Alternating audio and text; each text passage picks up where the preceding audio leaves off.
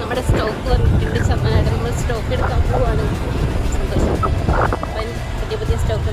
അപ്പം ഞങ്ങൾക്ക് ഡെലിവറി ചെയ്ത ചേട്ടന് സ്വപ്നയിലോ അങ്ങനെ ഏതോ ഷോപ്പിൽ കൊടുക്കാനുണ്ടായിരുന്നു കുറേ. അത് കഴിഞ്ഞിട്ട് ഞങ്ങളുടെ അടുത്തേക്ക് വന്നു. അപ്പം ഞങ്ങളുടെ പാക്ക് എടുത്ത് വന്നപ്പോൾ ഒരു സന്തോഷം ഉണ്ടായിരുന്നു.